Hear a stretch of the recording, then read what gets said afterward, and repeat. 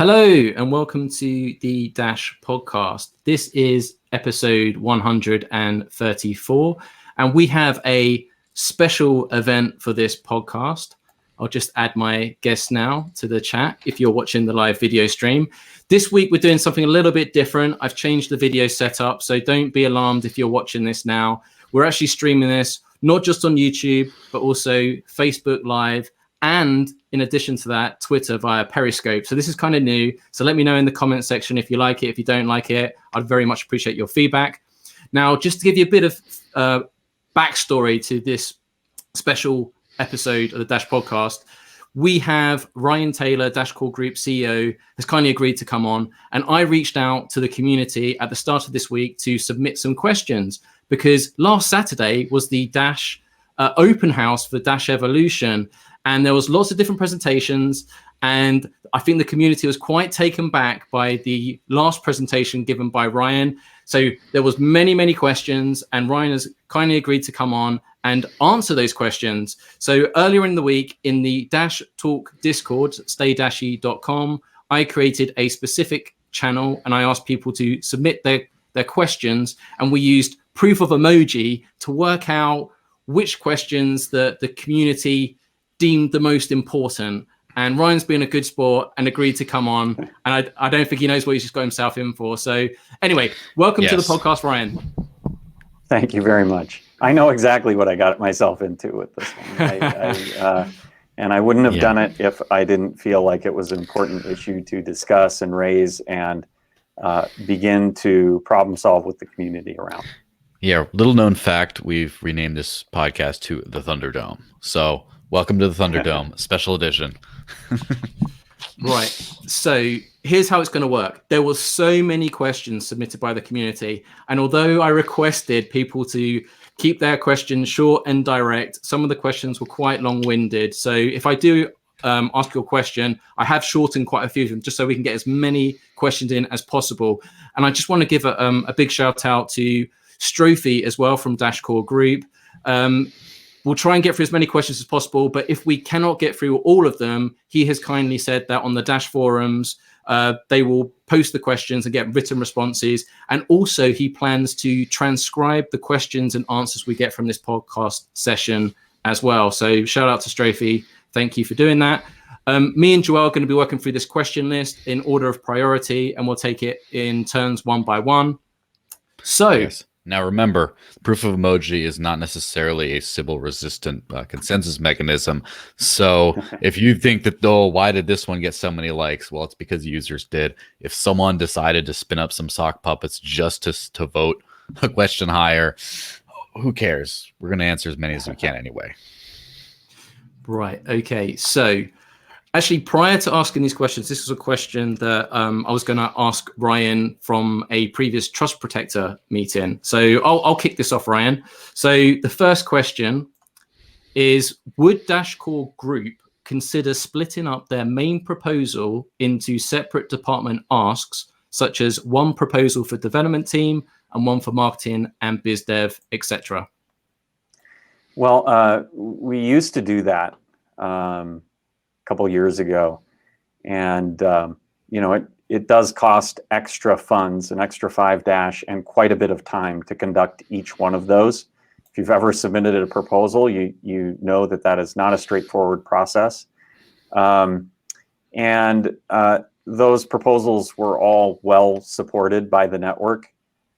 We made the decision to consolidate those, both for efficiency reasons and because we feel pretty strongly that all the functions of Dash Core Group are needed. I don't think that it makes sense to carve some of those out. And what we committed to when we did that was that if the net no votes were to exceed 10%, we would break them out again at least for 1 month and allow people to vote once again to see if there were any components that they didn't want Dash Core Group doing. In the preceding year, or in the subsequent years, we've set up the trust, and the trust protectors are now elected by the network.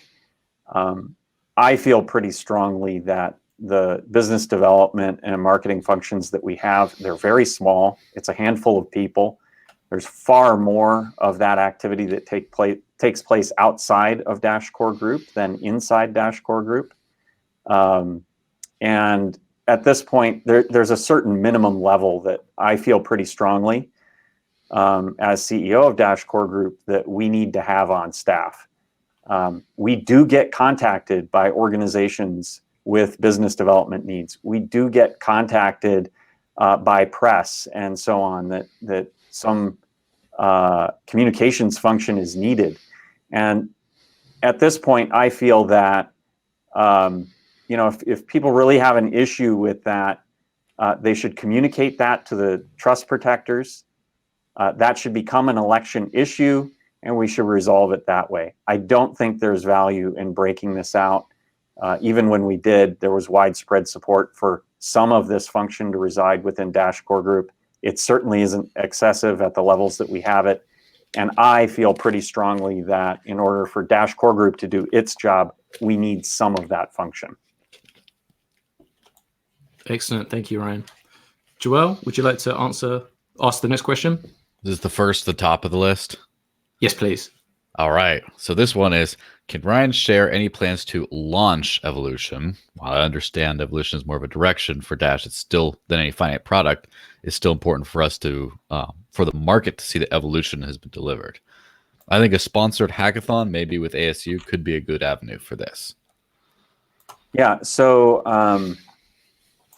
Dash Evolution will hit testnet this month, or I should say Dash Platform, which is a product, will hit DevNet, or not DevNet, excuse me, one of our test nets, a new one that we're spinning up for this, Evonet, this month. And that will allow the community to begin testing on platform. We'll begin testing with a small set of functionality, add to that over the subsequent couple of months. Depending on the speed at which testing proceeds, bugs are identified and resolved, we will begin to get a better idea of when it will hit mainnet, which I think is where that direction is, where that question was alluding to. So we don't have a specific date right now. I would anticipate that the testing process, given the level of changes, would be a relatively lengthy one compared to our previous releases. But we will release that to testnet this month. And so I would anticipate that we'd hit mainnet sometime late Q1, maybe early Q2 would be my best estimate at this point on mainnet. It will take time for the network to adopt that version.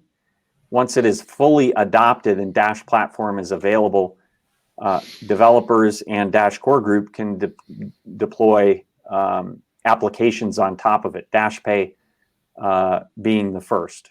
And so that should give you a rough idea of the timeline that we have in mind. But we don't have specific dates at this point in time because we're just going to testing this month. And so help us test, help us identify bugs. We'll get through the process quicker if we have contributors, and we'll get a better idea about dates as we proceed through that testing process. Yeah, so if I could read into the question a little bit, the whole launch with a splash idea, there's two different events. One is the testnet launch, which you could which we have a lot of clarity around. Yes, which you then would be a lot of developer interest attempted to be garnered to start getting people working on Evonet. And then there's of course the mainnet launch. And so around those two different events, is there something planned for the first and the second? Something just big and splashy for the second, or how's that turning out? Well, as you can imagine, Dash Platform is more oriented at developers. For that release, the hackathon idea is a great one. I think that there is value in a targeted outreach to developer communities, as well as online where blockchain developers congregate, so that we can identify or communicate the value of this platform.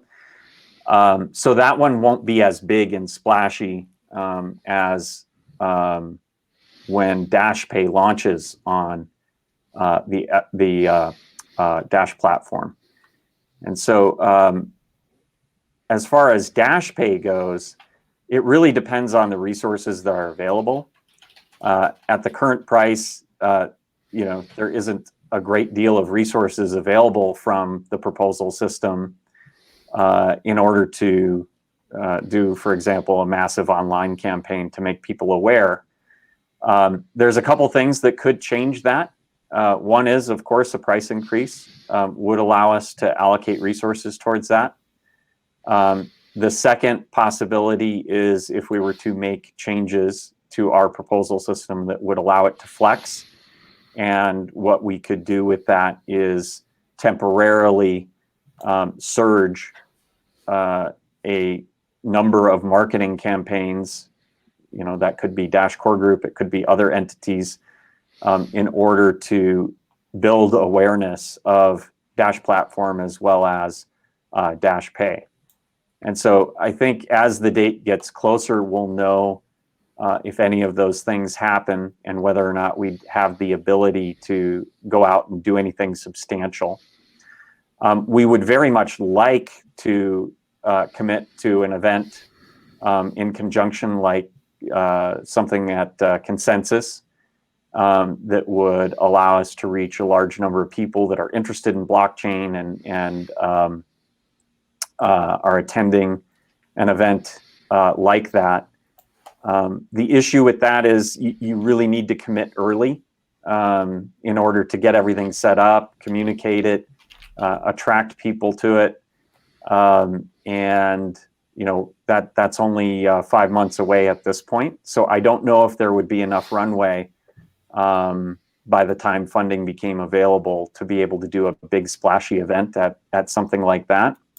But it's certainly possible, depending on whether or not the network moves forward with some of these proposals that I put forward, whether or not they could be implemented quickly enough, or whether a price increase were to occur.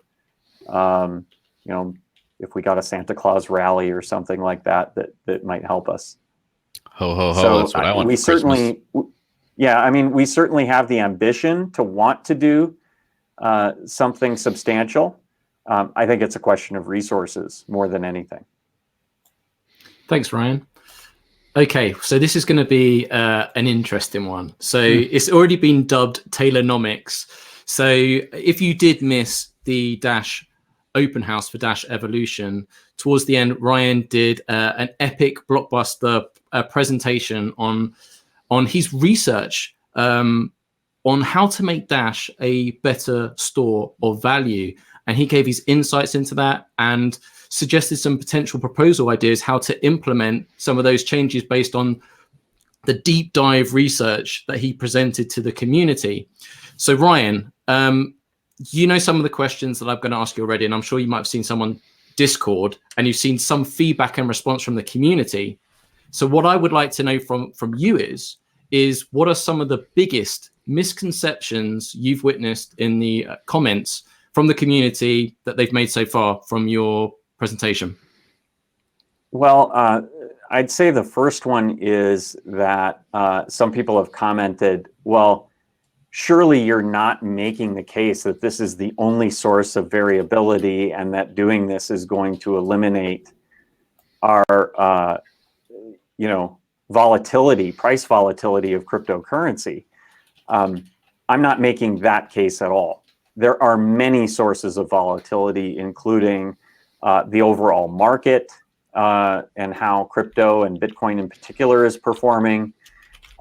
There are technology advancements. There's delivery against roadmap. There is adoption and whether or not our adoption efforts are having an effect. There are many different sources of variability. Regulation is another big one. I think that regulation has affected our price over the last year with, concerns about our privacy function getting us delisted off of exchanges, as an example. And so there's lots of other sources of volatility. What I'm seeking to do is make Dash a better store of value.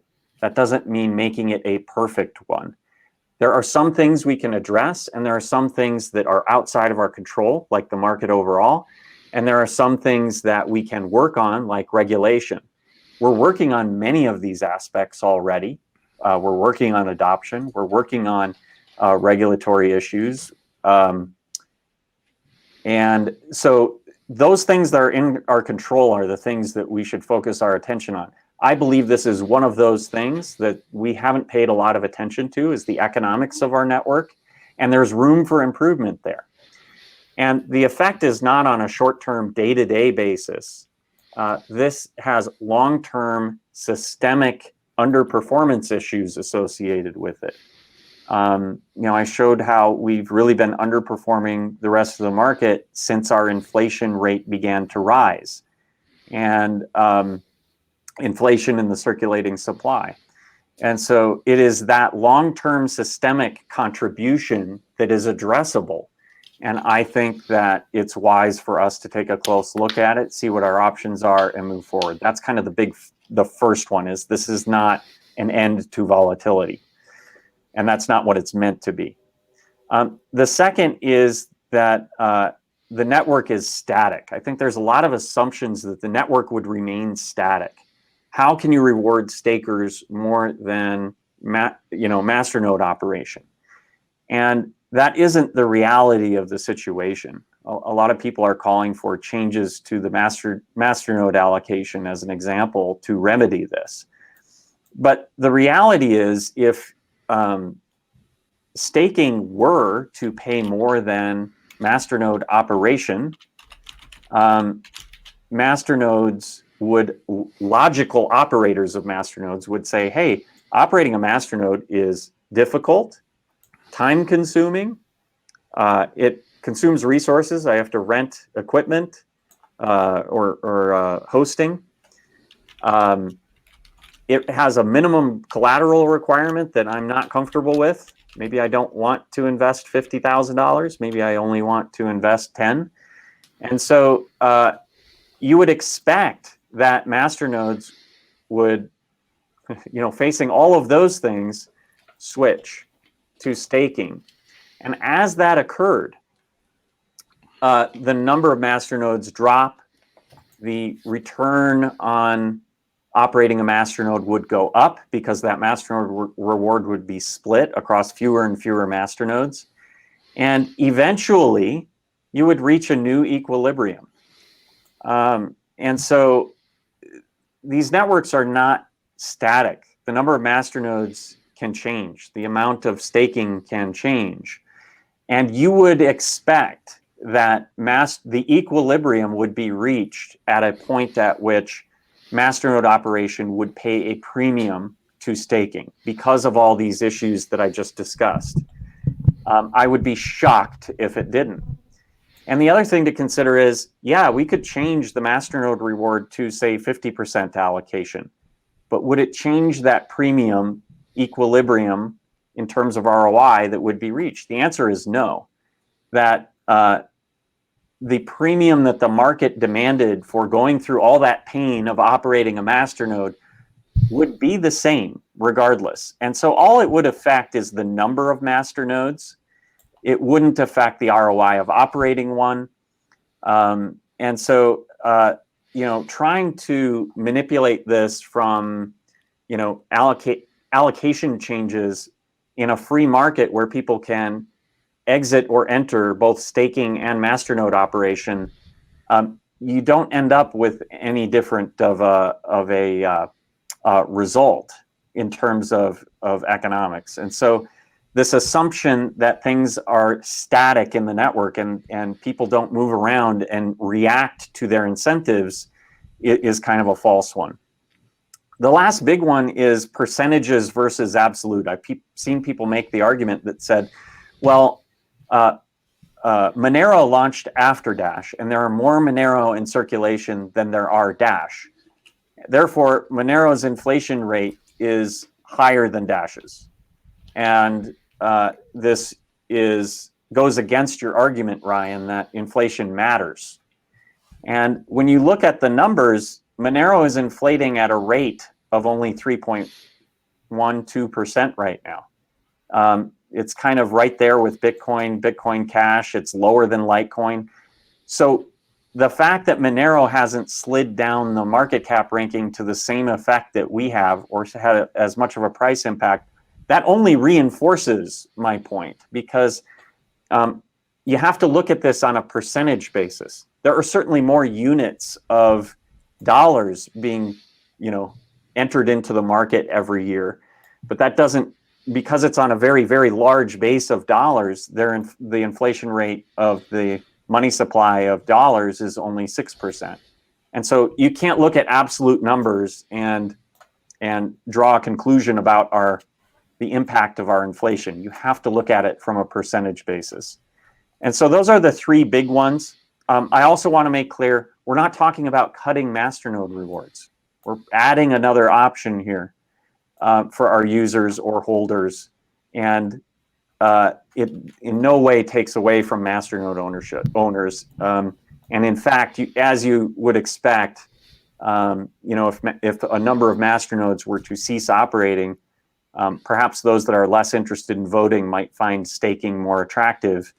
The rewards to Masternode owners would actually rise on a per Masternode basis. So I think that everyone benefits in a scenario like the one that I'm talking about. And so those are kind of the 3 or 4 big ones that I've seen where, there's just a lack of understanding.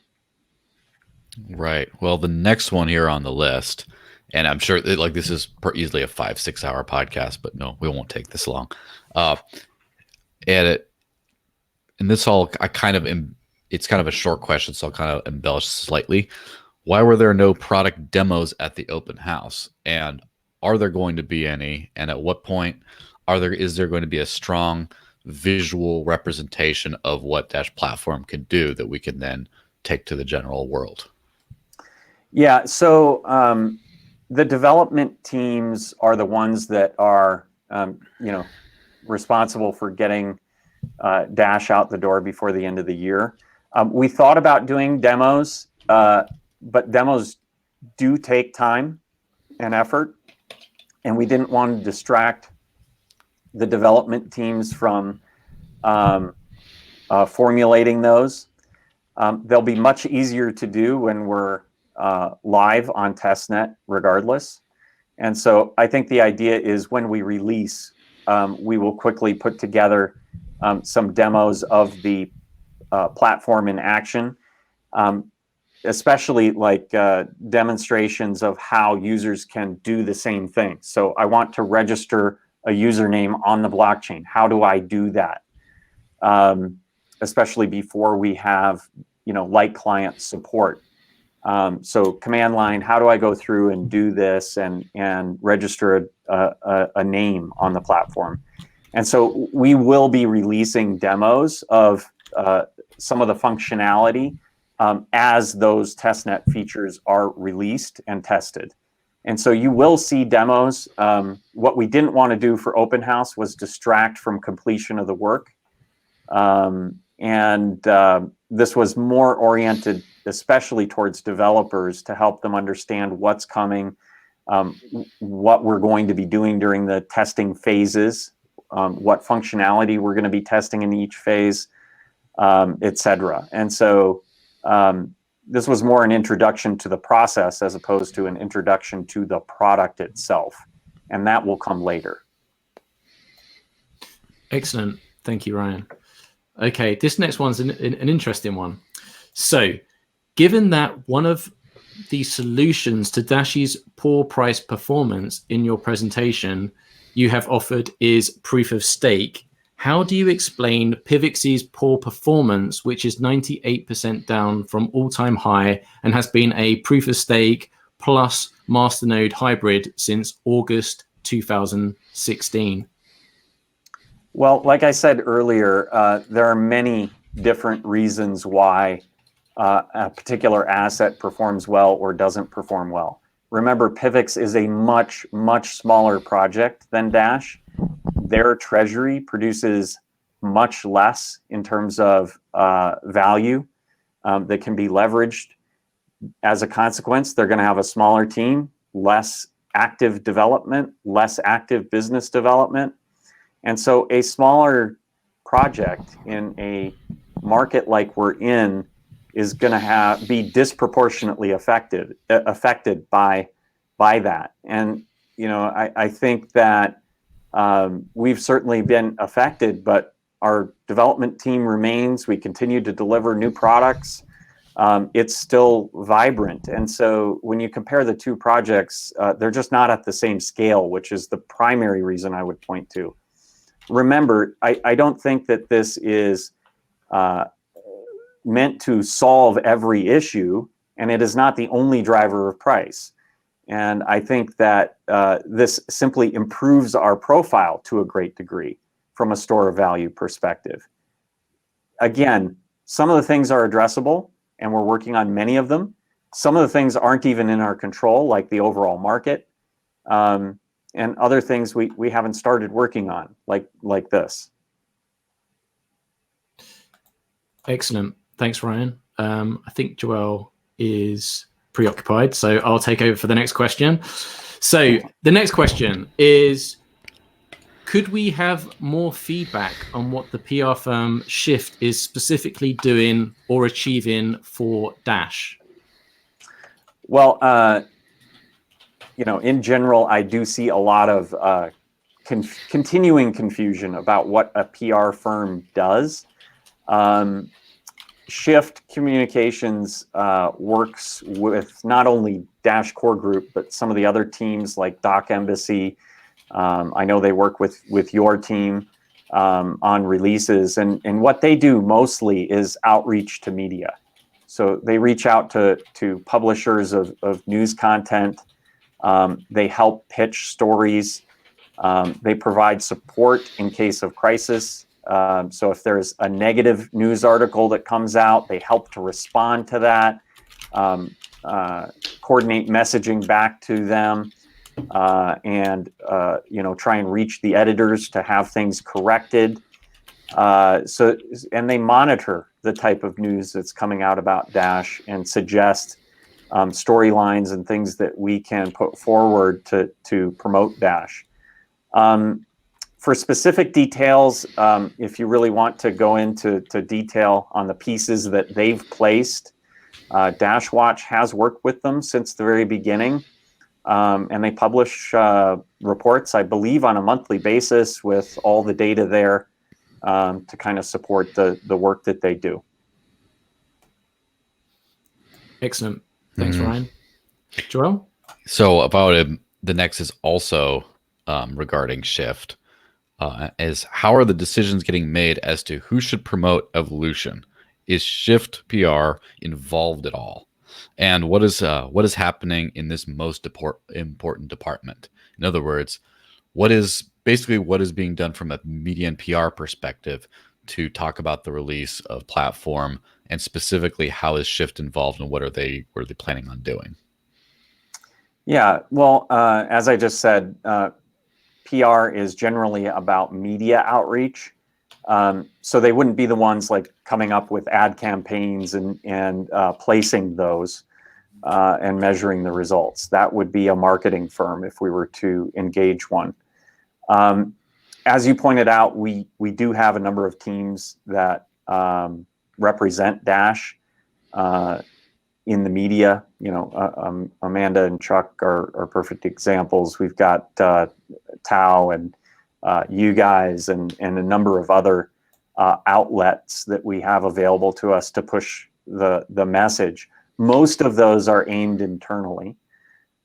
If we have resources available to us at the time that Dash Pay launches, I think that is a point in time that we can begin to experiment with traditional media and try to reach new users.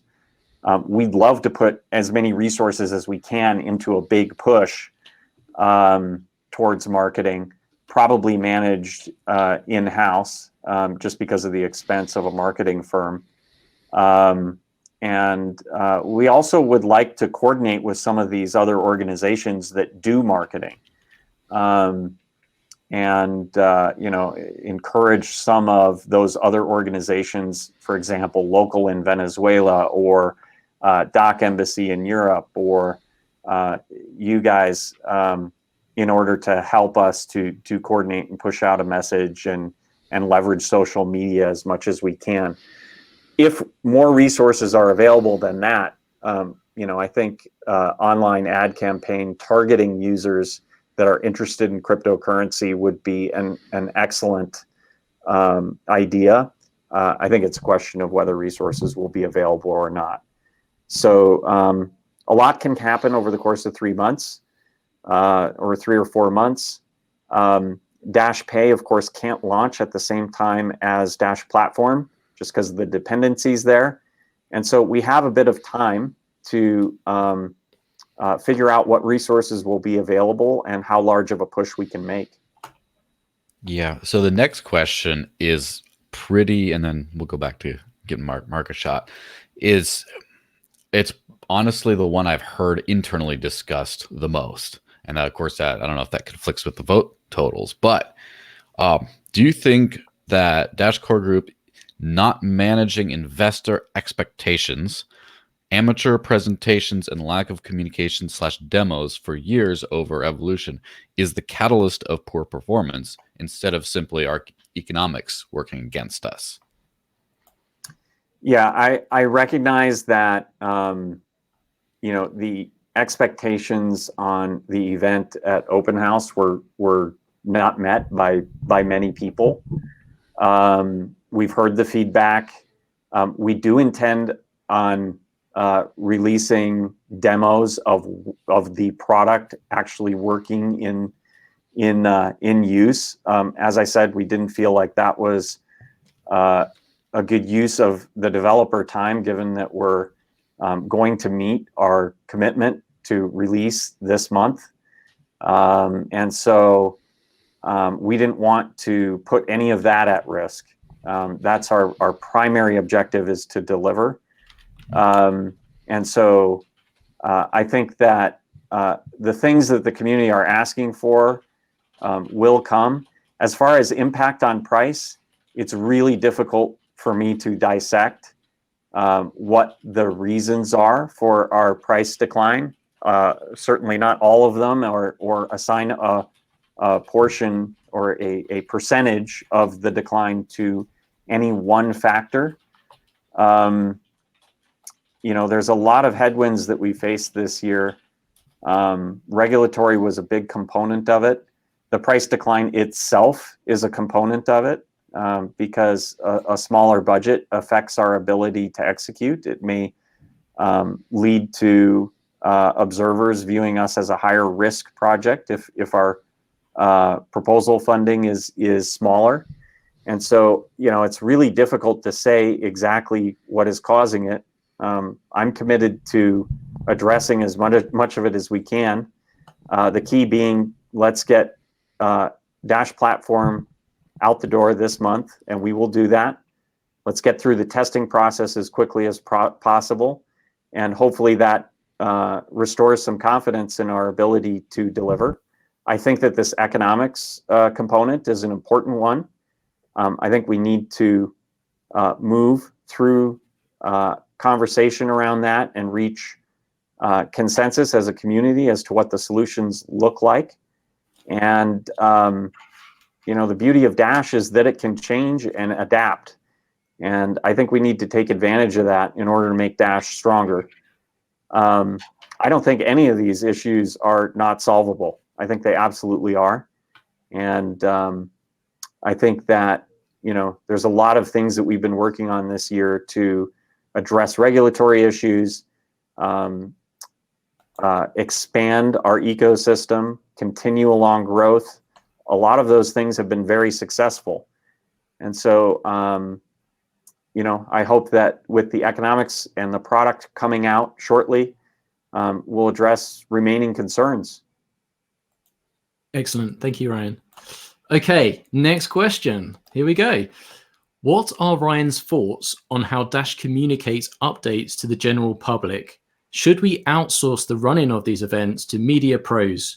I can't picture any of our major competitors in fintech presenting themselves in the way Dash often does. It's kind of a continuation of the previous one. I would love, yeah, it's a similar comment, and we've seen plenty of these, and I would love to be able to hire an outside firm that can dedicate their time to helping getting these events set up and run them, etc. But those resources were not available to us at this time. And so we have used outside resources to run events in the past. Professional management of them, and the time commitment that goes into a well-run event is extremely valuable. One of them that we outsourced was Dash, the Dash conference in the fall of 2017, and it ran extremely well. It still required a great deal of input and involvement from the team, and it was, a big initiative internally to get all of that going, but we never could have pulled it off the way that we did without that outside assistance. There was an entire team of people working day and night on that. For something like an open house, this was meant to, share what we're working on, share what the plan is as far as the release phases and so on. It's being presented by the developers themselves, and I don't know if there was a misalignment of expectations there, or if that contributed to it at all. I guess some people thought we were actually releasing at the open house, but this was more about updating the community on what to expect and what our timelines are. We will be releasing it later this month. At that time, we'll be releasing videos and instructions on how you can participate in the testing process, and that's when things will really kick off. So I think this was a combination of some misaligned expectations that we could have communicated better. Yes, we didn't have professional support. I would love to have professional support in the future in order to run our events. Right now, probably better use of funds. This was not our big splashy debut. This was mostly meant for internal to the community communication on what's happening, when it's happening, and what to expect.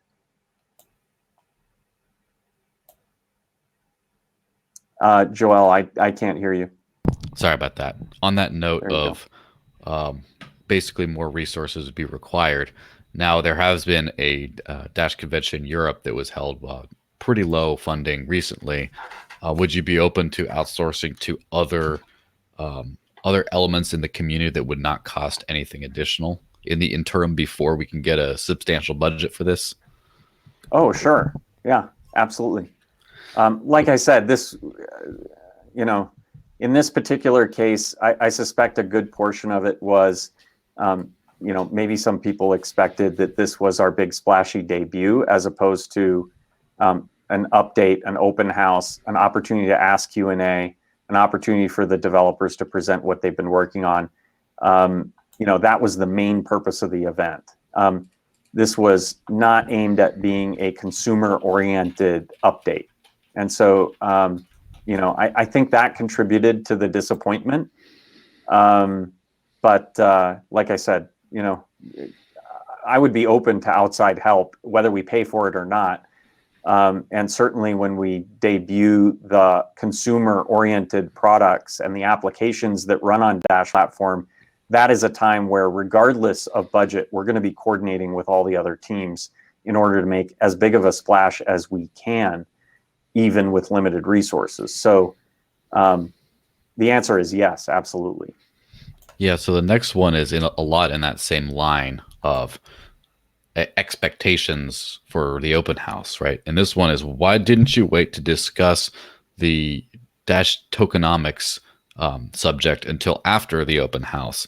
It appears to have overshadowed all the effort around platform deliverables. Yeah, I added this as an agenda item because there were no upcoming events with a substantial number of community members that would be attending. I thought it was a good opportunity to put this information in front of the community and kick off the conversation. You can agree or disagree with that decision, but I felt that this is a topic that needed to be brought up. And I think that we need to kick it off quickly because for a couple of reasons. One is, as far as layer one, Dash Core, the work that's required for evolution is largely complete at this point. It's on to the platform teams and the mobile wallet teams to deliver the remaining components in terms of Dash platform sitting on top and in terms of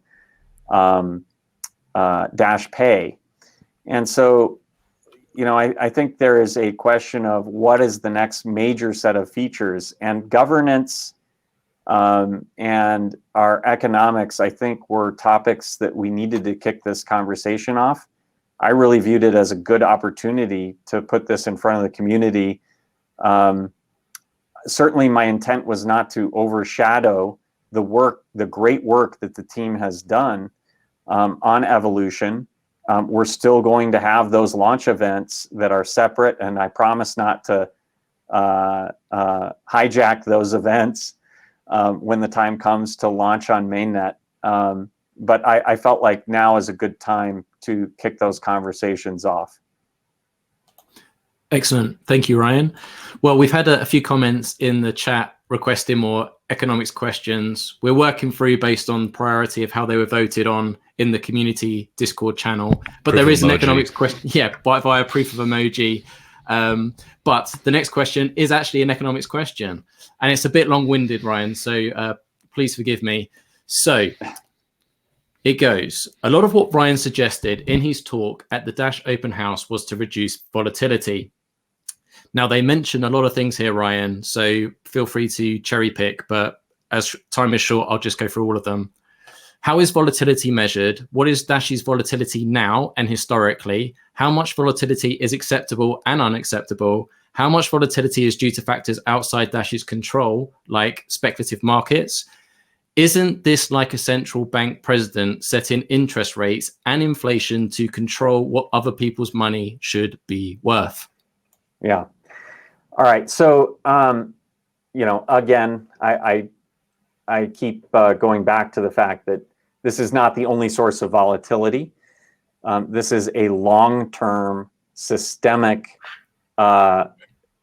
value erosion, if you will, type of issue that I identified and pointed to as an issue that needs to be resolved. So there's different ways to measure volatility. I would say that what I'm focused on is long-term relative to market performance. And I don't think you can be a strong currency with an inflation rate as high as we have when our competitors don't have that. It causes us to underperform, and I believe that it's a major contributor to it. Some people have said, well, we're only spending $16 million a year on mining. How much could that really be affecting us? And it doesn't sound like a lot of money relative to our market cap, but two things. One, in relatively liquid environments, net flows out of an asset have disproportionate effects on its value. And so, in a stock, in stock markets in general, if you've got net flows out of an asset, it can be, 10 times the effect on the market cap. And in a relatively less liquid asset like Dash or Bitcoin, net flows can be a very small fraction of the effect that it has on value. And so this 16 million that we're spending could be having, even on a conservative basis, $160 million impact on an annual basis on our market cap, which is about 33%. And I think that that is a level that is not sustainable, obviously. And so I think that this is a major contributor. I would have a very difficult time assigning a percentage to it, because there are other reasons why our market cap has fallen. The market itself, the altcoin market in particular, have underperformed. I think that there are compounding issues where the lower our price goes, the smaller our budget gets, and the riskier our project might be perceived. I think there's all kinds of contributing factors here, but I think this is a major one, and I think it's addressable. And so that is the reason why I put this forward as an important initiative for us to have a discussion around. As far as the central banking comment, no, I don't think this is anything like that, for a couple different reasons. One, we're not talking about setting an interest rate policy or a policy on price, or dictating the number of coins that are going to be emitted over a given period of time to target some price or something to that effect. This is nothing like that. This is our community, our users, our Masternode operators expressing their opinion on how our economics should work. Dash was designed to be able to change based on the whims of the network itself. And so it's more akin to all the users of the Bolivar making a statement that the Bolivar's inflation rate is too high, it needs to be controlled and lowered. And so it's the antithesis of a central bank. This is a process of determining what our users want and desire in terms of lowering the effective dilution that is being experienced by our users. And so I'm bringing this forward as a community discussion, not a centralized entity. That doesn't mean I can't take leadership on this issue, raise awareness, facilitate discussion, and motivate people to make this change. That in no way makes it centralized, in the same way that anyone could lobby for change in Bitcoin's community. And so I don't view this at all as anything but finding a way to improve Dash and gaining consensus on that, which is the whole point. Excellent. Thanks, Ryan. Joel? I don't know if I missed any of those questions, because there were a lot of them. It was all regarding volatility, and I think you hit the nail on the head pretty well. There was actually a comment that's just come in saying Dash has miners and the treasury, meaning the 10% block reward, dump in every month, meaning being sold on exchanges for fiat or other cryptos. Double whammy. Any thoughts on that, Ryan, quickly? Well, yeah, different jobs are paid for by that inflation. That includes Masternode operation. Masternodes do have a portion of which are cost. I would say that the question that every Masternode, as they vote for a proposal, should be asking is, does the dilution that all of us collectively, Masternodes included,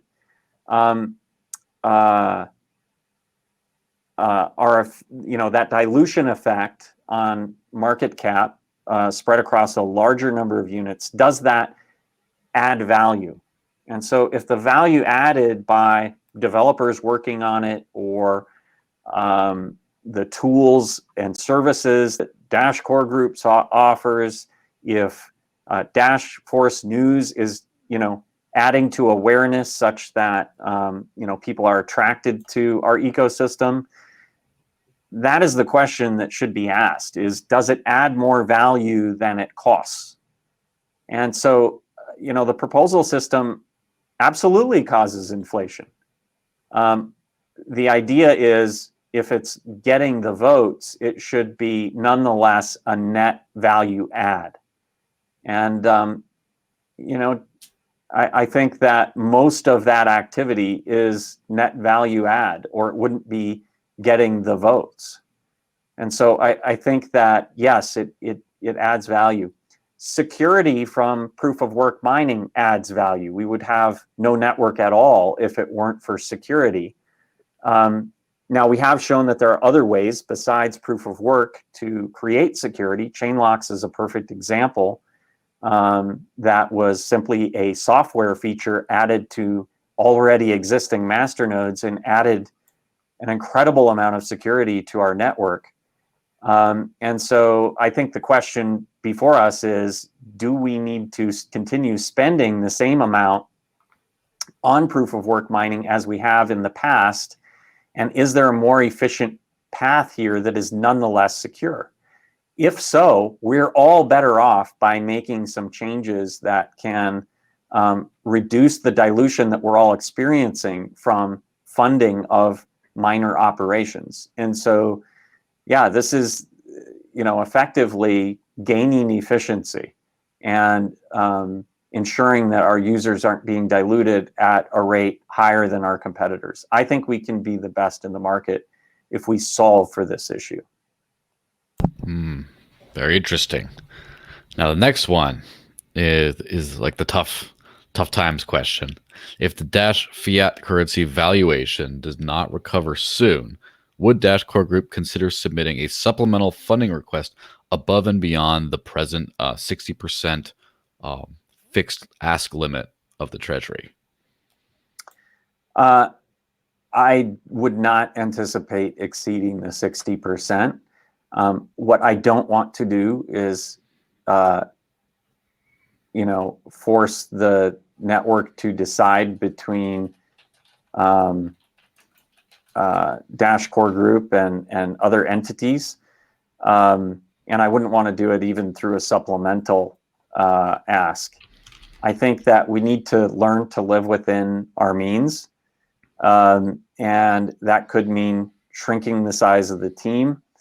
But I don't want to, I would be very wary of killing off some of the great work that's happening in local markets with local teams. Now, obviously, those teams might need to shrink too. We might not be able to fund as many of them, but I think it's really important for our ecosystem to have diverse contributors. And so I think that we're going to live within the 60%. Now, if some of these changes came to fruition and the budget had the flexibility to increase in size, that might alleviate some of that. I, as a Masternode owner, would gladly accept 40% of the block reward if it meant doubling the size of the Treasury right now. I think that would be a great investment. But I don't know if the rest of the Masternode owners would agree with me or to what extent they would agree with me. What I do know is I think most Masternode owners and most in the community would agree that a rigid system that was set by an arbitrary 10% is probably not the optimal thing. Creating flexibility and allowing the option to increase or decrease that number can only be a good thing. And so, I'm hopeful that we can reach consensus as a community around that issue and roll something out that would alleviate some of the stresses that the proposal system are under right now. I also wouldn't want to see us going out and frivolously spending money simply because we can. I think there's a healthy balance. I just don't think we're there right now. I don't think we were there at the peak of the bubble. And, a proposal system, governance 2.0, we've learned a lot over the last few years about what's worked and what hasn't. And it's time that we make that system more efficient by incorporating some of those learnings into the way that it works. I think that's just pragmatic. Excellent. Thank you, Ryan. Right. So this next question is with regards to the Dash Pay wallet presentation that was on Saturday. So the question is, regarding invites to the new Dash Pay wallet, who starts the chain of invites? Is it someone in Dash core group, or is it anyone currently holding Dash? How does it work? Yeah, so that was reviewed during the presentation. So apologies if it wasn't clear, but anyone with Dash would be able to sign up for Dash Pay wallet. And anyone with Dash would be able to extend an invitation to someone else. The key that we were trying to solve for there is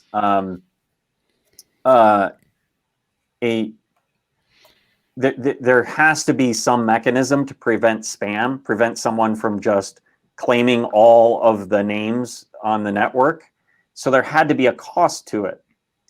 What the exact cost should be is something that we'll have to work out. It should be high enough to prevent people from just claiming millions of them, and it should be low enough that it's not a major barrier for people coming into the ecosystem. But if I do not currently have Dash and I'm having a conversation with my friend who does, and they're saying, hey, why don't you sign up for a username? Not having Dash was an issue. And so we came up with the invite system to allow you to pay someone else's invite. So Mark, if you and I were sitting at dinner and I was talking about my Dash and was encouraging you to get a wallet and set up a username, I could send an invite to you without you yet having any Dash of your own. And so we're trying to solve for these practical issues that reduce the barriers to people onboarding onto Dash platform. And so that's what that discussion was about. You don't need to receive an invite in order to create a username and start using Dash Pay. Having a regular Dash wallet today would allow you to do that. And so if you have a mobile phone with a Dash wallet on it, you would be able to then create your username. No invite required. Excellent. Thank you. Joel? All right. This is a staking question. If coin staking becomes a reality for Dash, would it be possible to stake the same coins that are committed to a masternode? If yes, it would be really exciting if Masternode pooling and coin staking would be accessible to everyone in a savings mode that services the network. If not, how do we avoid wild swings between Masternode and staking when rewards favor one or the other? As in, say some people take down some Masternodes and then everyone piles into Masternodes and it's more valuable to stake, and then everyone just dumps their Masternodes to just move it over to staking, and you have this constant volatility in the supply of staking versus masternodes. Well, first of all, let me address the first question, which is I don't know what the solution will look like, though I have an opinion on it, and I actually don't know if it's a great idea to have masternodes be both block producers and validators. Forcing a choice or excluding masternode collateral from being able to stake may be a good idea from a security standpoint, because effectively masternodes would have a double effect on the security of the network rather than a more distributed security mechanism where you had to choose between staking and masternode operation. Technically, there is nothing stopping that from being the solution. You would simply reach different equilibriums of the number of people staking versus masternode operation. If masternode operation allowed for staking, they would be more profitable and there would be more of them, but it wouldn't really affect the overall demand for Dash in any meaningful way. But I think we'll see how the process emerges around the trade-offs between various models, the pros and cons, the security issues, which we're going to listen to experts on security issues more heavily than people that are not experts on blockchain security. And so we'll gather the information, and I have some hypotheses about how this will all shake out, but we'll see. As far as the question of volatility, I think the scenario that's being outlined is extremely unlikely to occur.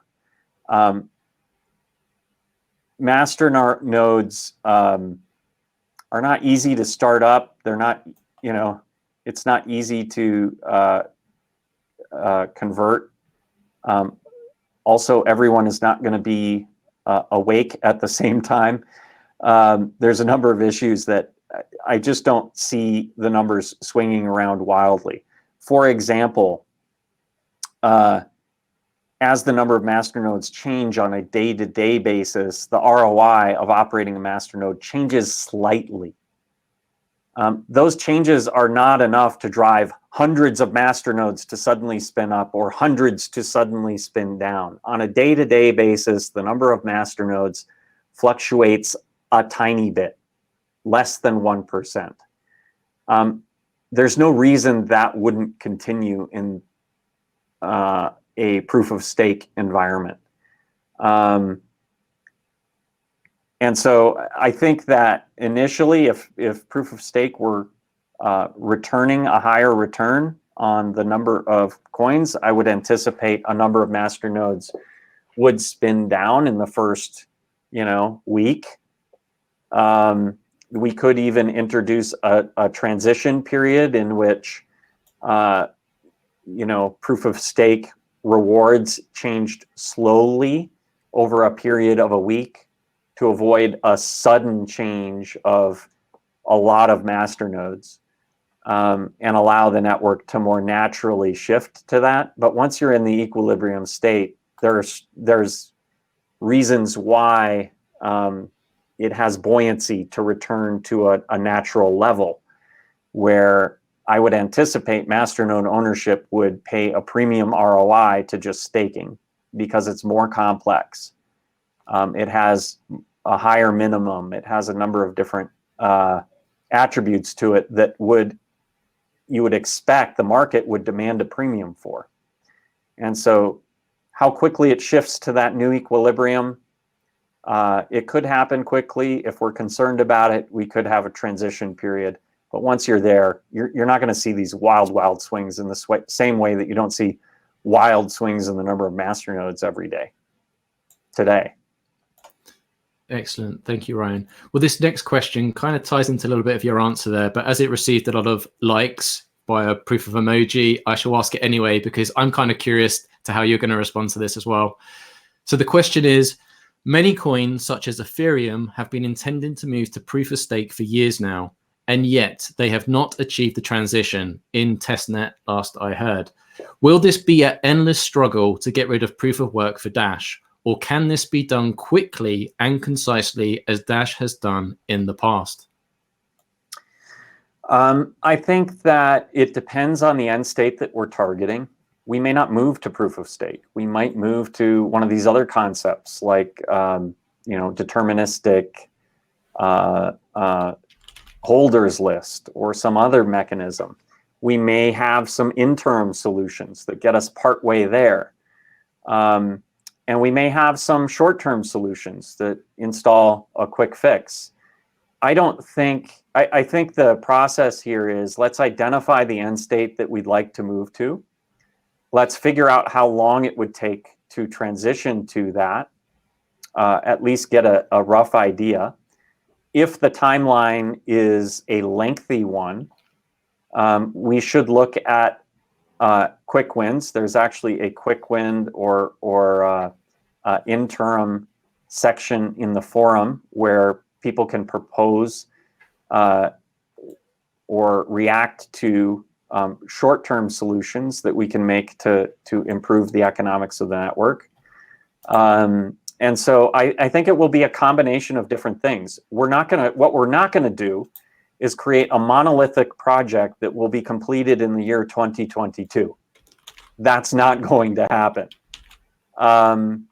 We're going to break this up into components. We're going to work on the things that can deliver a lot of value very quickly, and we'll work on those items first. And we'll incrementally move in the direction of the end state that gets voted in. And so I do not want this to turn into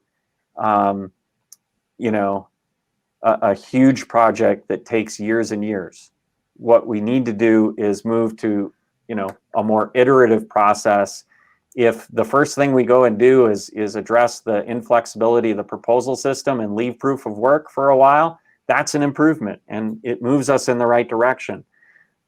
If moving to proof of stake proves to be impossible completely and we end up with a hybrid system, maybe we introduce some of those components one at a time. And so, I think that the answer to this question in short is we're going to do a combination of things to be able to deliver value quickly and reach an end state that everyone is comfortable with, perhaps after a transition period.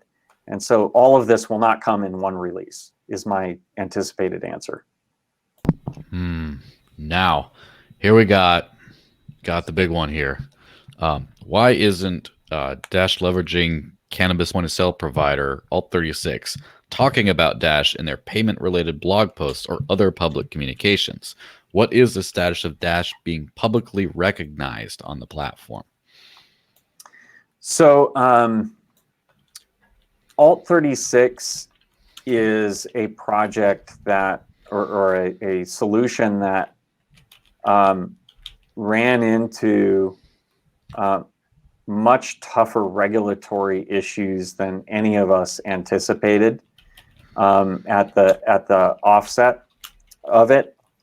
The biggest issue is that banks are uncomfortable. Many banks are uncomfortable with blockchain or cryptocurrency. Many banks are uncomfortable with cannabis. Many banks are uncomfortable with money services business. This is the confluence of all three. And finding banks that will work with Alt36 with all three of those factors involved is the biggest constraint that they face. And they're actively working through that issue. Currently, Dash is being leveraged in the background. Neither consumer nor merchant realizes that it is being used to facilitate the transactions. That's not the ideal solution. What we want is to be able to directly accept Dash.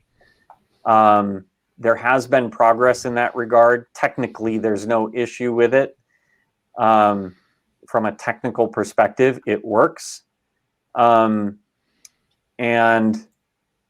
Alt36 is actively working on it. We're hoping to have an announcement in this regards in the next few weeks. But there's nothing I can speak to today. If some of these challenges remain in a few weeks' time, I think we can, provide an update to the community. But we're working through it. Alt36, the good news on Alt36 is they are getting pretty rapid adoption in terms of users. They are on several delivery platforms at this point. Pineapple Express in Los Angeles and Palm Springs. And there's cvalt.com, which is a delivery service in the Central Valley. So places like Fresno. And both services allow users to pay with Alt36. There's also some physical dispensaries. I don't have the list in front of me or anything. But I think there's some big announcements coming for Alt36. And, I hope to be able to share some information soon on their ability to directly accept Dash. I hope that over time, banks and other companies that serve Alt36 and work with them would get comfortable with the solution overall, including all three aspects: money services business, digital currency, and cannabis. It's moving in that direction. I think at some point it will be feasible. The question is whether they can do it right now. And we'll have an answer on that shortly. I think if Dash is not directly accepted at the point of sale or in the delivery app or what have you, there's still benefit to Dash, not as much as we would hope. And what I think that would change the equation for us is, if that's the case, that isn't something that we can market directly as a user adoption of Dash directly. And so it would limit what we would want to invest in terms of adoption. At some point that will change. I don't know when that will happen, but I'm confident that at some point there will be banks that will bank Alt36 with all 3 features. And at that point in time, we'd of course roll out direct Dash payments. Excellent. Thank you, Ryan. Now, I'm curious to know what your answer is to this one. It's a goodie, and I think the people in the chat are going to like it in the live chat. So now that Dash has made it to Coinbase, is Dash Core Group working with them to encourage deploying their full suite of services, such as Coinbase Commerce and staking support? Investors responded very favorably when Coinbase, as well as Kraken, began supporting Tezos staking of customer funds. Yes, we are in regular communication with Coinbase about Earn, Commerce, and staking. Those are different teams. Essentially, it's like doing separate business development with each of those teams. They operate very independently from one another. And so, it can be challenging working with Coinbase on something more comprehensive or coordinated in any way. But we do communicate with them and work with them on some of the potential avenues to participate in some of their products like those. I know that they're interested in making a case to the network about their Earn platform, and hopefully that's something that they can move forward with.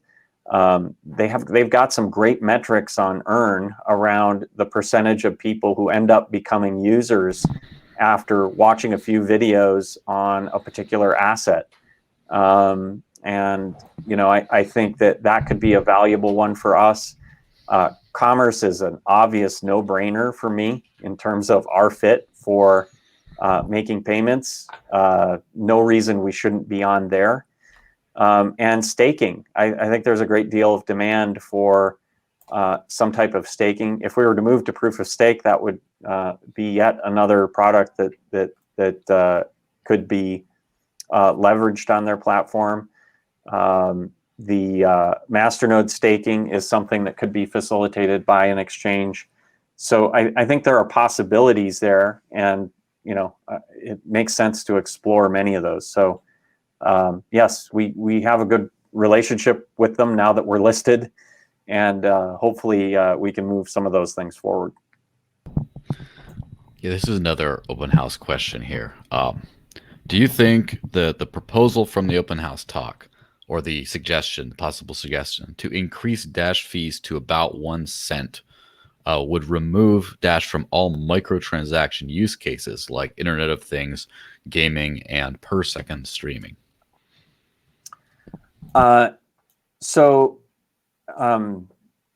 Obviously raising fees would have an effect on the use cases you can address.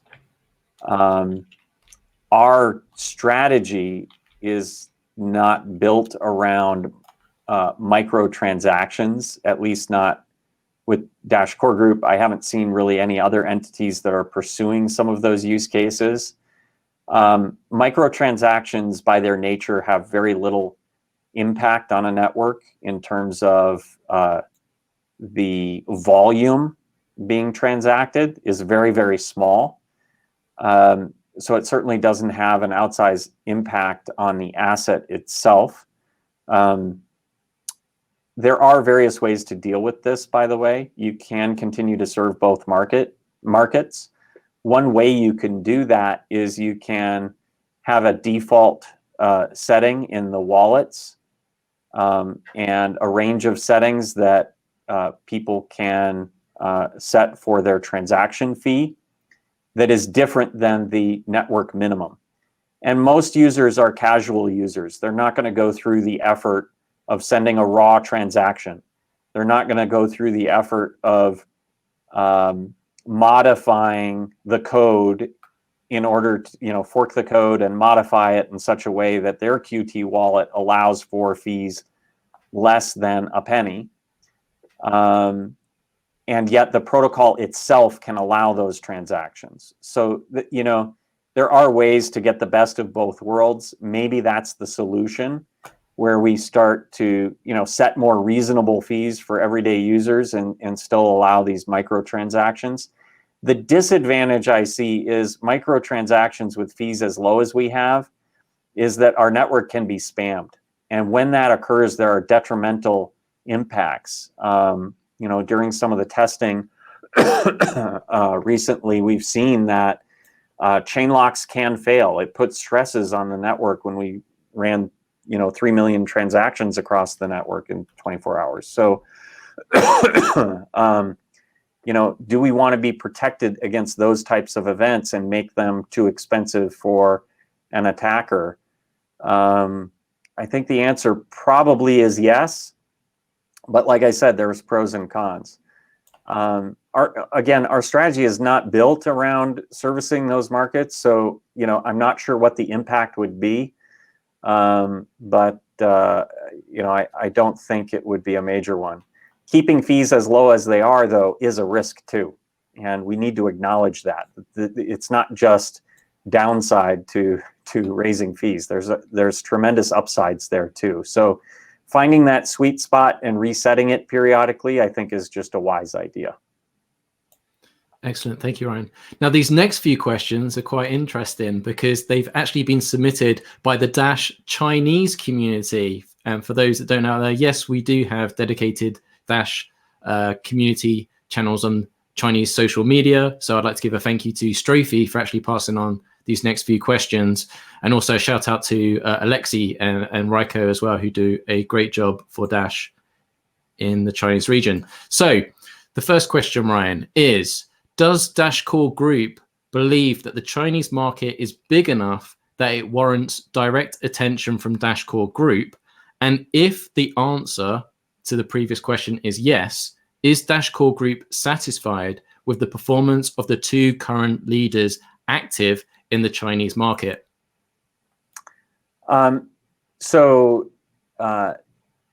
Dash Core Group has an extremely small team when it comes to business development or marketing. It's just a handful of people. And so we have very limited resources there. And for that reason, we've chosen to focus on the strategy areas that we publish. China is an important market for cryptocurrency in general. I think, believe me, if more resources were available, I think that is a market well worth pursuing. I think we have a lot to offer that market, just as we do all markets in which people are transacting. If the resources were available, I'd love to hire a team there. We have some volunteers, and they do a great job. Alexi and Raiko are front and center and pushing Dash adoption, and in an environment in which they really don't have resources available to them. I'd be ecstatic if a local team were to spring up there and to begin to help develop our market there. I think China is a great market, and it's a huge market. It is one that is very active with cryptocurrency. I think there are other markets that make a lot of sense for us. Argentina, Turkey for inflation reasons, Russia because there's simply a high number of users there. the Ukraine. There's a great deal of adoption in the Ukraine. People actually use it as part of their lives. There's a lot of locations in the Balkan region that are very attractive for cryptocurrency. There are a lot of markets I would like to have some presence in, and a local business development team and efforts there. But I think this is just in recognition that there are some markets that we can gain adoption in more easily than others. And China requires a huge investment in order to grow there in a substantial way. But I think we can get there. Interesting. Now, another one about tokenomics. Dash currently reduces emission by 7% every year, while Bitcoin reduces by 50% every 4 years. Is there any discussion of changing the block emission instead of the reward allocation? How do Dash and Bitcoin compare on emission? Is changing the emission also on the table as part of this tokenomics proposal? It's an interesting question, emission. It almost begs the question that if our emission rate is high relative to our competitors, and redistributing that back to users is an issue, why create the coins in the first place? I think that it's very difficult. Changes of that magnitude are probably more difficult to get through as a community. But it certainly is within the realm of possibility to do something as dramatic as that. No one is harmed by a lower emission rate. People are harmed by a higher one. And so, lowering it probably is something that could be done. I think there could be a scenario in which there would be enough will to do something like that. But it is more dramatic of a change. It's one of the reasons I didn't include it in the list of proposals. Apologies here, I lost my lighting. Hopefully it's not. I can still see you, adjusted. It's okay. Okay, all right. But I think that, it's a question worth exploring.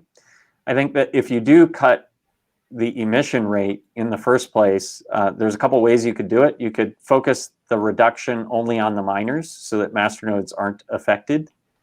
You could also just cut it and leave the allocation itself the same. That would that runs a risk, right, as far as masternodes go. On the one hand, everyone would be diluted less, including masternodes. On the other hand, the perceived ROI would be lower because the masternode rewards themselves would be smaller. And so although, the net result might be the same as far as masternode owners are concerned, they might perceive it differently. And, you might see a mass exodus of masternode ownership. And that's kind of a risky proposition. So, I think maybe there's a solution here that doesn't involve that. There is one really good argument for simply reducing the emission, which is the emission itself is taxable. For people that are reporting this as part of their taxes and live in a jurisdiction where staking rewards and masternode rewards are taxable events, you have two options. Have a high emission rate with lots of taxable income, or have a low emission rate, low inflation.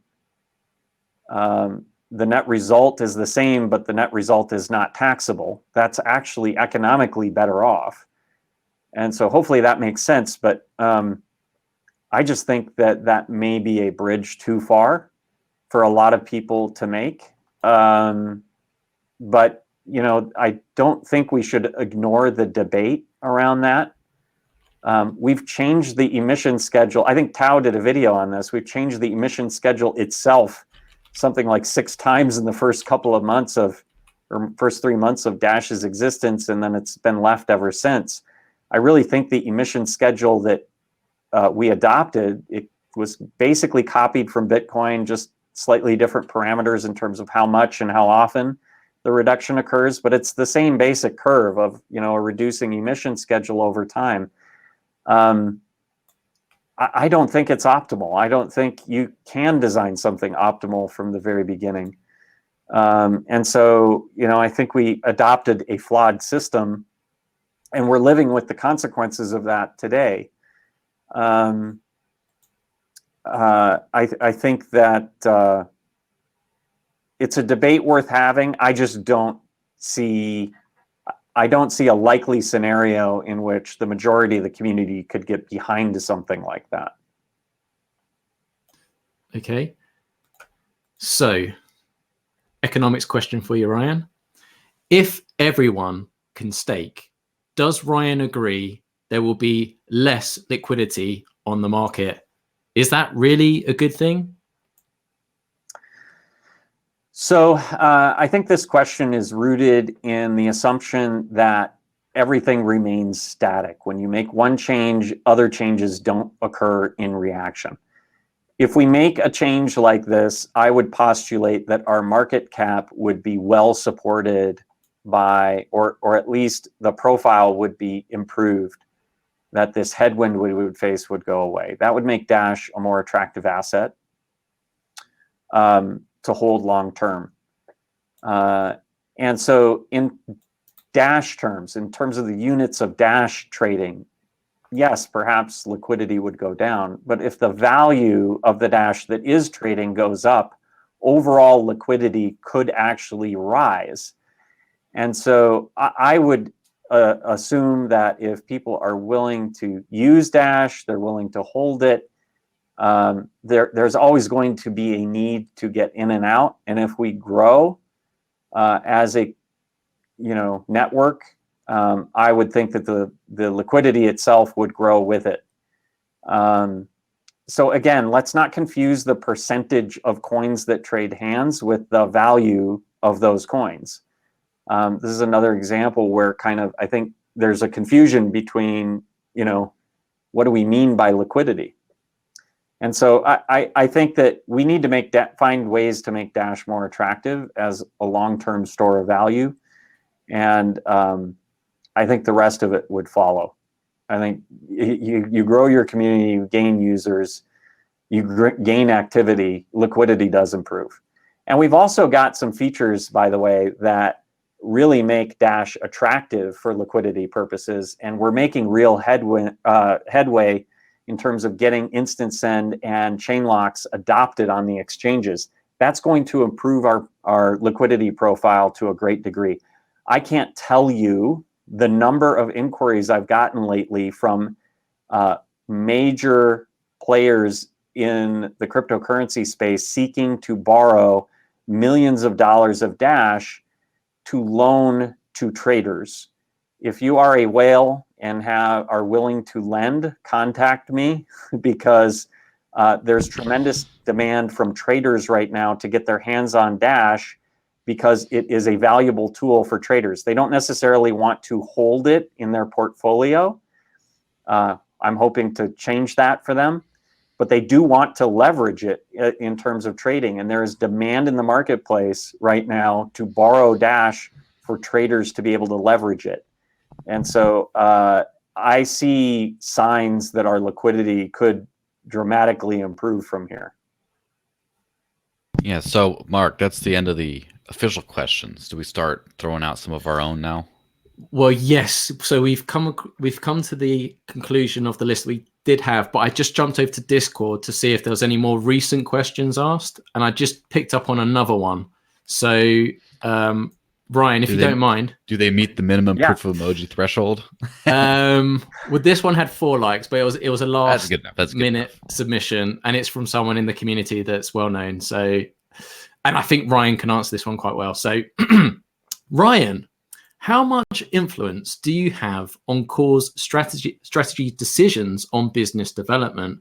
Are you happy with the results of Core's current biz dev strategy so far? Do you believe that the co-working sessions with other DFOs that focus on BizDev benefited cause progress? And if so, would you be willing to increase collaboration? Well, a lot of different questions there. In terms of the business development strategy that we've been pursuing, there are some I'm more happy with than others, and for varying reasons. I think that remittances has been a real challenge for us because of the infrastructure need, the need to obtain a footprint in local markets throughout Latin America. Has been difficult. We've had some success there. We recently added an exchange in Mexico. We recently added an exchange in Colombia. We have a number of cash in and cash out services available in Venezuela now. There's an increasing number of ATMs throughout the region. So the infrastructure piece has been really challenging to get through, but we're getting to the point now where I think we're able to start to really execute on that strategy. Venezuela has been really challenging from a regulatory standpoint. We've been working on some large integrations, but directly into point of sale systems, and we'd like to get those up and running. But the larger that we target, kind of the more concern there is about the reaction of the government to a large integration and getting the appropriate licenses and things of that nature. So, I think that that has been successful, but we faced some headwinds that, I was hoping to be a bit further along on some of those by now. But I think we're getting close on both of those. Cannabis has been really challenging, mainly from a banking perspective.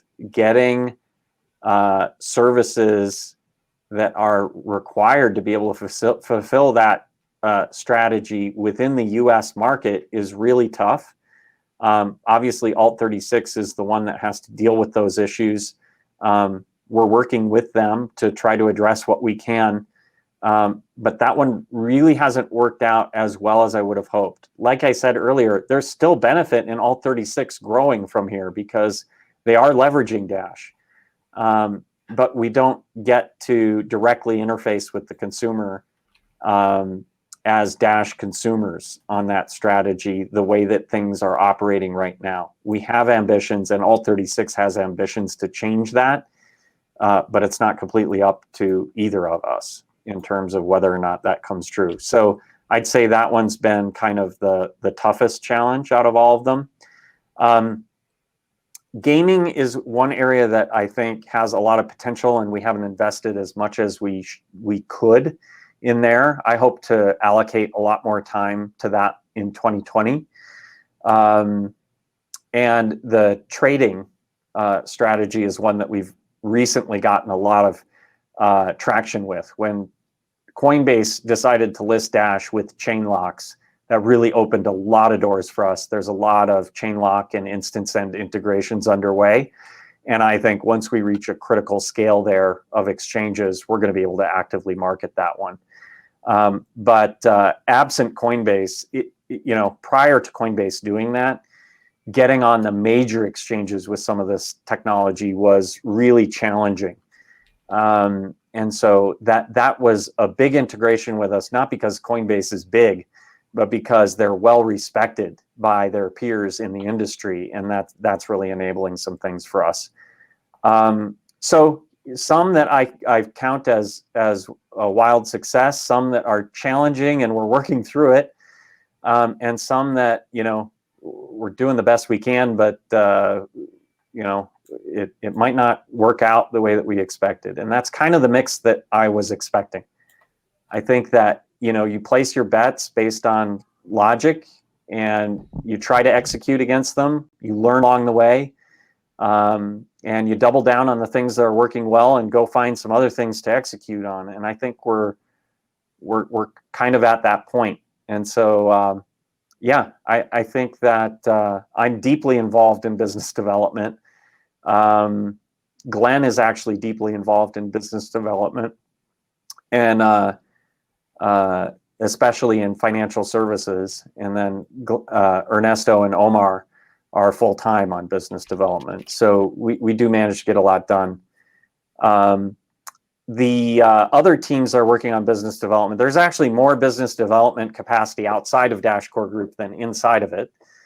We've got teams in Brazil. We've got teams in, of course, throughout Latin America. We've got a team in Mexico, Venezuela, and then we've got Doc Embassy. We've got the Dash Force guys doing business development. So there's a large number of teams that have business development capacity. And like I said, the vast majority of that capacity is outside of DCG. And they leverage DCG a lot of the time for technical expertise, for advice, for coordinating, for getting contacts with other partners. So if a partner is a relationship that we built, and they're trying to bring in a partner that would leverage that capability.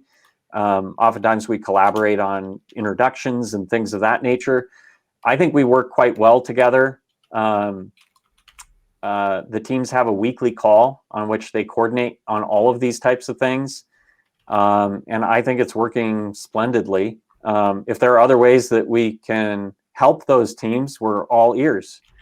And so I see it continuing to work well, and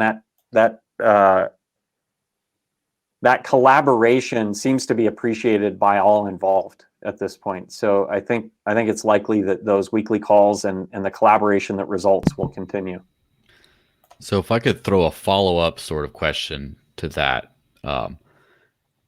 now as far as the collaborative success that we've had with the business development domain, where there's a lot of different teams, and because they're all working together and profiting from the core team's expertise that's been successful, what do you think about having the same sort of a setup for marketing, or for example, media and PR and things like that, where you would have the core team communicating with other groups about messaging, about things like that, about plans and where they're reaching out to the media, et cetera, and in order to kind of foster that same collaborative environment and network effects? Yeah, we already do this with PR. Shift PR is actually hired by the network. Dash Core Group does take the lead in terms of coordinating that, but that asset is available to any of the teams that have announcements or PR related work that is meaningful to the network. And so Michael is the one on our team that kind of coordinates with Shift, but they do offer, it's a pretty small amount of their capacity that we have, but they will help some of these other teams with pushing the message out to media and coordinating the message associated with that. So that already happens, and I think that is working well. At least from my point of view, I see some of the other teams that get to leverage the resources, and it seems like it's being leveraged appropriately. In terms of marketing, yeah, I think it's a great idea. Like I said, we aren't doing a great deal of marketing activities ourselves. For the most part, we're limited to our social media channels and so on.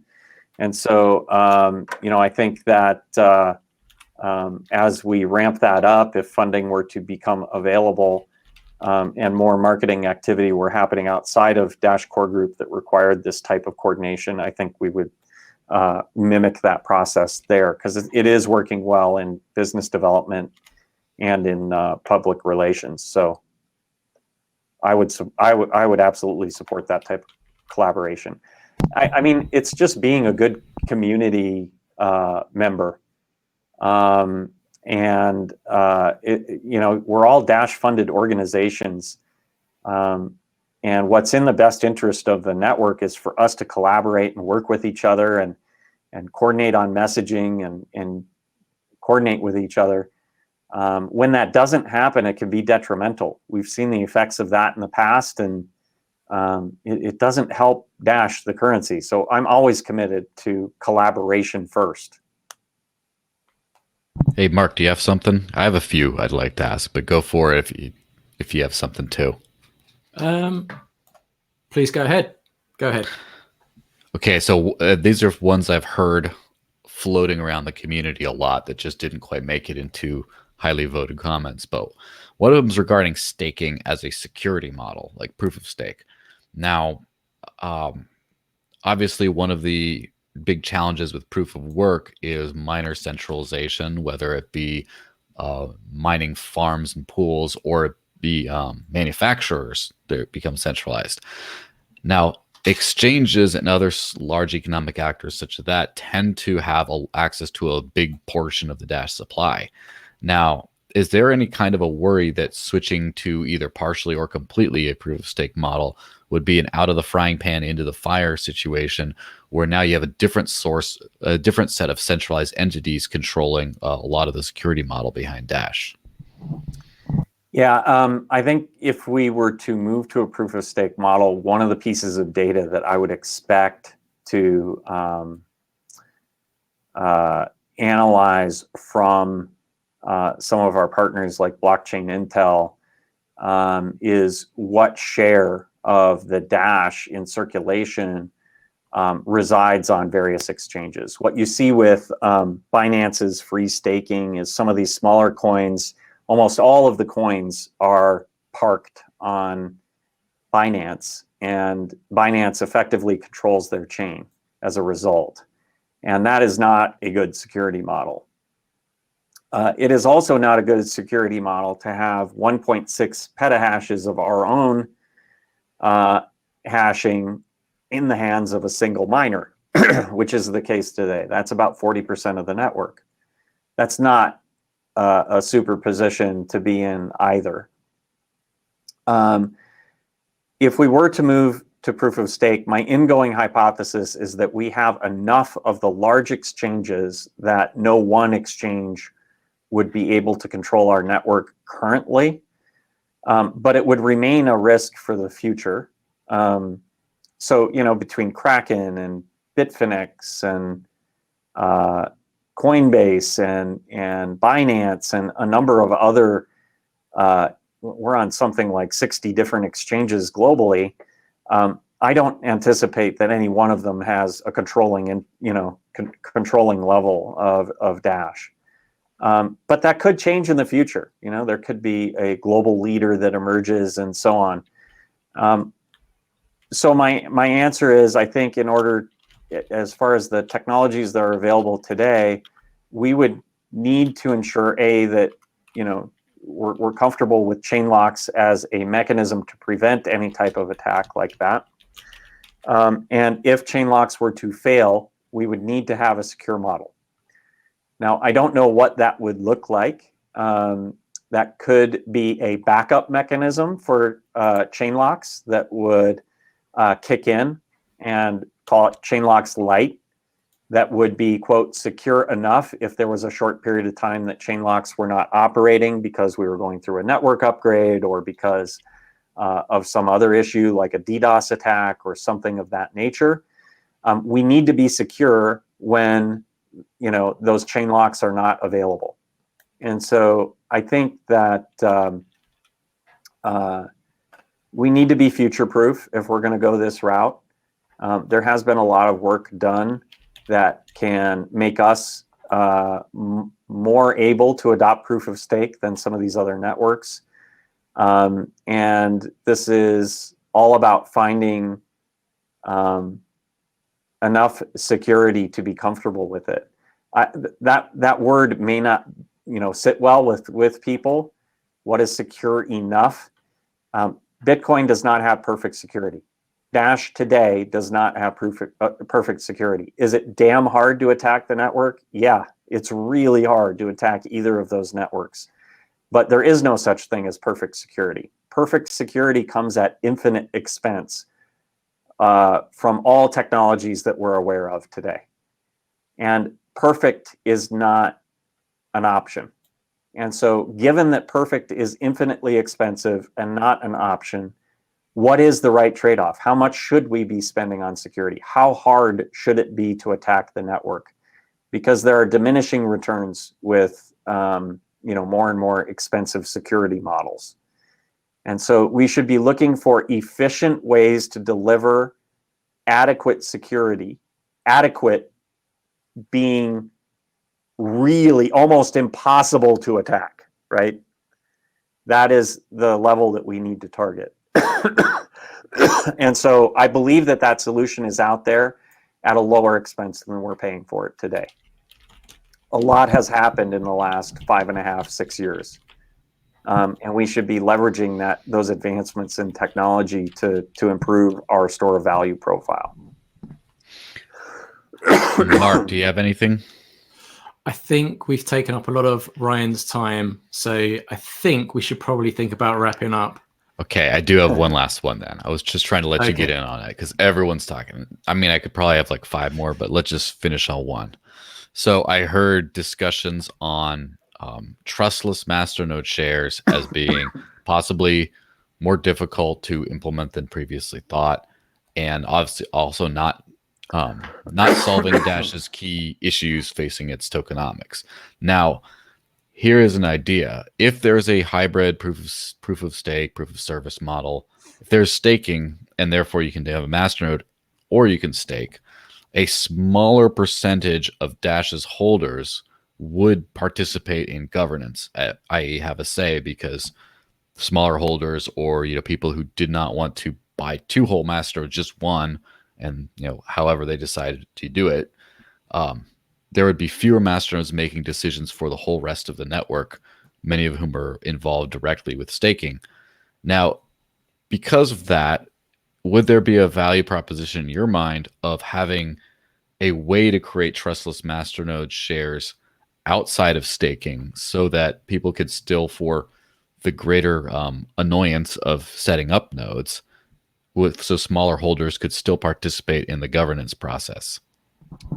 I mean, there's nothing stopping us from pursuing both, right? I think you can pursue Masternode shares are probably not as complicated as most people are thinking. I think that it would simply be a couple of new transaction types that would register your holdings for the potential of collateral, whether or not those need to be in denominated units like 10 Dash or 100 Dash or something like that.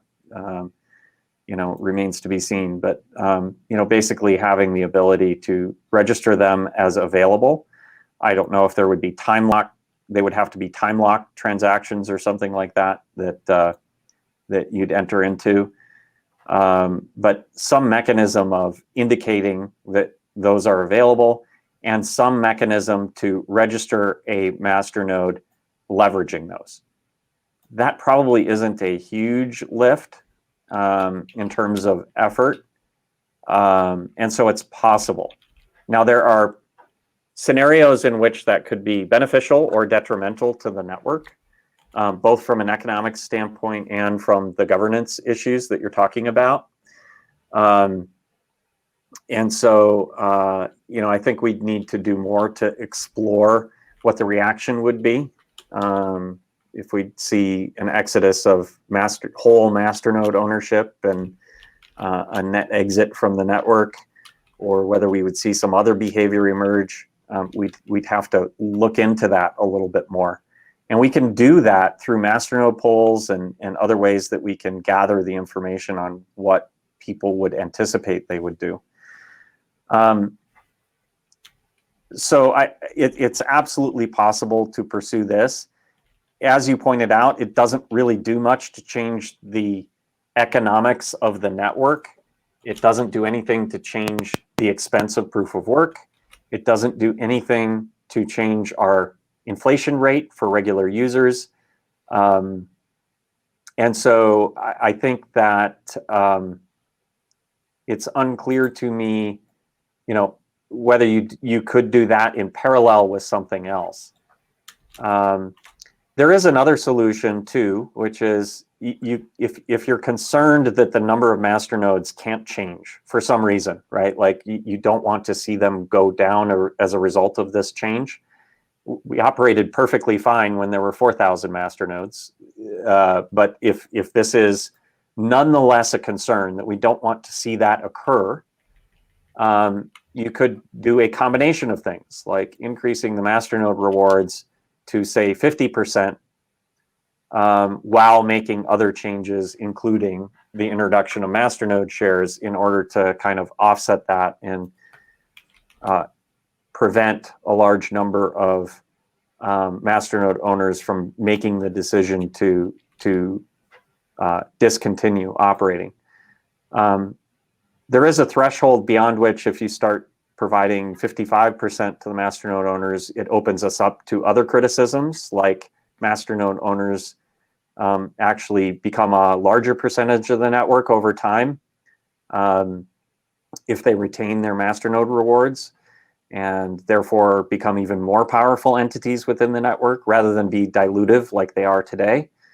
And so I'm not sure how far we could go with a strategy like that one, but I think that all of this is part of the debate, right? We need to flesh these issues out as a community and see what we're comfortable with. Make sure that people voting have a solid understanding of what they're voting for and the consequences of those changes. And if we do a good job at having this debate and engaging with the community and engaging with the masternodes that would vote this change in, I think we'll end up with a solution that makes a lot of sense and addresses a lot of the issues. Masternode shares on their own, as I pointed out, do not solve the economic shortcomings of the network.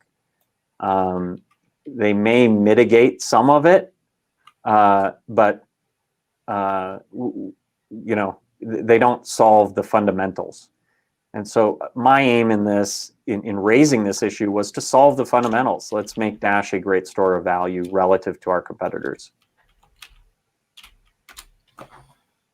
Excellent. Thank you, Ryan. Well, as we're fast approaching the 2-hour mark, I know it's been an epic long one, but it's been well worth it. Like I said, this was a very particular special episode with Ryan. So, Ryan, I'd just like to really thank you for coming on and answering all these questions. I know it's not easy to talk for 2 hours straight, so I guess you're probably gasping for a glass of water, but thank you kindly for coming on. I forgot to grab a glass of water beforehand, so I apologize for the coughing. Just don't send them to the Latvian show next. That's an endurance one. And just a reminder, so Ryan mentioned earlier on about a new section in the Dash forums, and throughout the podcast, I shared a link a few times in the live chat. It's called Dash Economics. It's in the Dash forums. So I've posted that in the live chat. So definitely check that out. I'm sure there's going to be more debate there, more ideas discussed. This is only the beginning.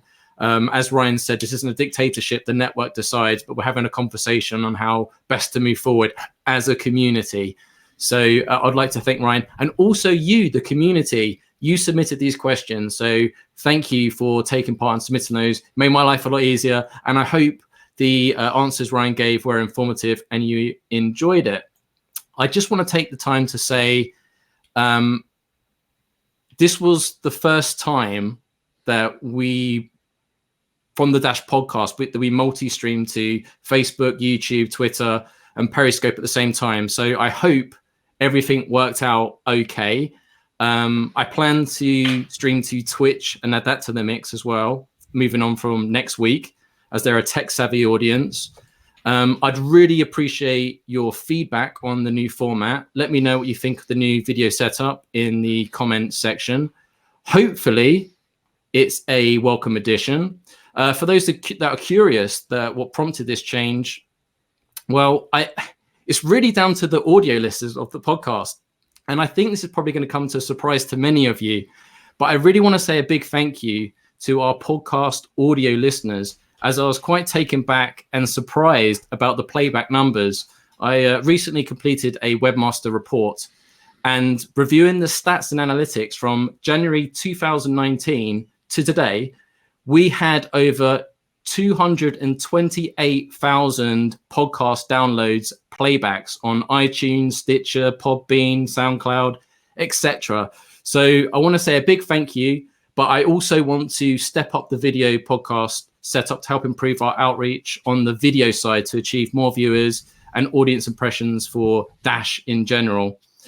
So I just want to also quickly notify the Dash community that the Dash Force proposal is up for voting, and the voting deadline is in 14 days.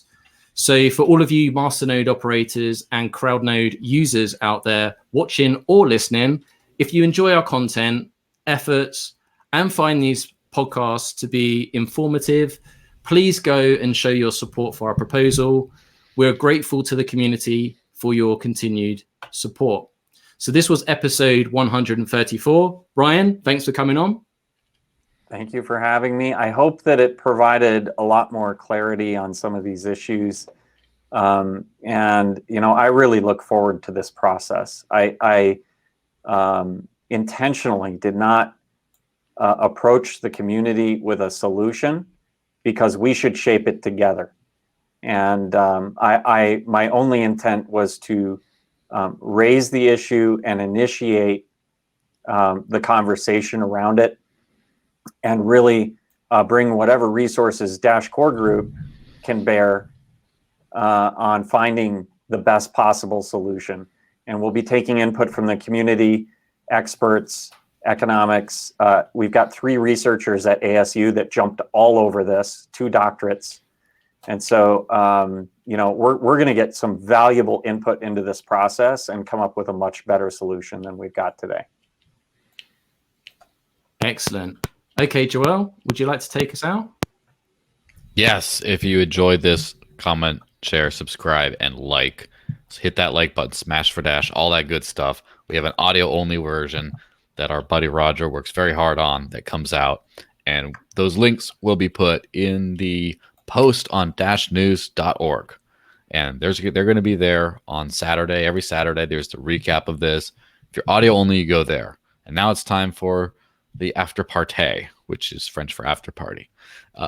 It's essentially just like this, except not recorded, slightly more informal, and just as many people as want to can all pile in and just chat about anything until the wee hours of the night. A lot of this stuff that you see that shows up as a more polished version, where it's like more collected thoughts, more decent proposals, all that happens a lot in like the backroom chats of just hanging out and throwing ideas against the wall, arguing with each other, sometimes yelling at each other, but usually not, and just having a good old time. So if you want to be in on any of that, you got to join the after party. How do you get in? How do you get into this speakeasy thing? Well, you got to go to staydashy.com. That not only allows you to stay dashy, but it gets you into the Dash Talk Discord, which is where you start asking around, hey, I heard about this mythical after party thing. Where's the after party? I don't know how to get to the after party. And then someone should hopefully get you the link, plug you in, and then, you're off to the races. And that link is staydashy.com. It should be moving across the ticker at the bottom, but if you cannot see Not in the live chat? It should be, or if not, I'll just plonk it in there now. But yes. I've added that to the ticker on the live screen. So yes, please join. And also the Discord, community Discord is a great resource with many dedicated channels in many areas and dedicated teams within Dash. So that's great. So I hope you've found this podcast to be informative. Please press that like button, share and subscribe. Have a fantastic weekend wherever you are. Stay positive. Stay humble. But most importantly, stay dashy. Have a good weekend, everyone. Peace, everyone.